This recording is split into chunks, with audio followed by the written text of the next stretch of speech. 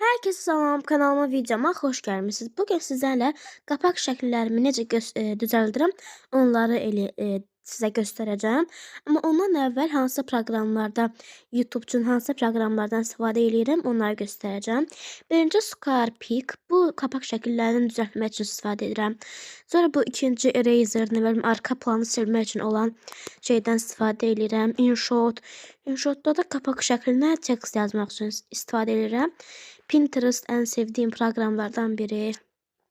Bu cür belə qəşəng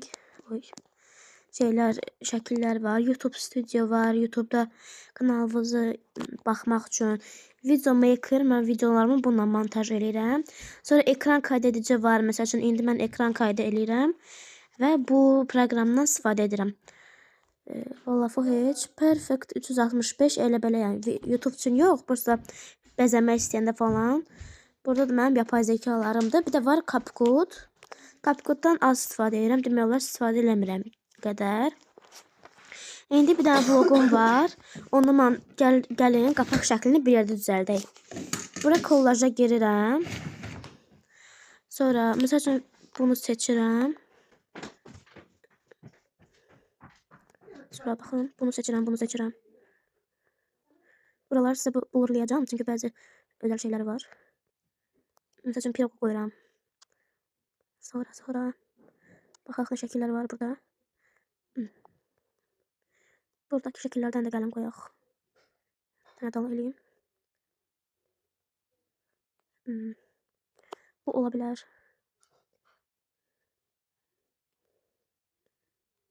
Bu olar.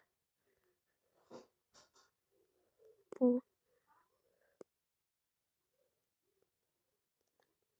şəkillərdən də əlavə elədik. Bunu qoyaq, bunu.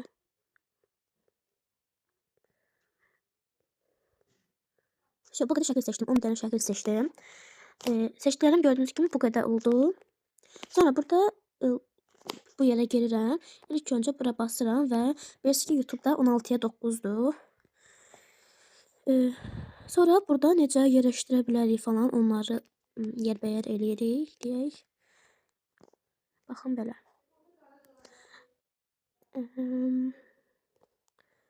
İndi bunu biraz düzəldək. Aralığını eləyirik.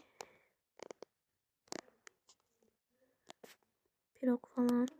Bu şəkillər. Və baxın, hazırdır. Sonra buraları biraz qurtalayırıq. Mən həmişə bunu qoyuram.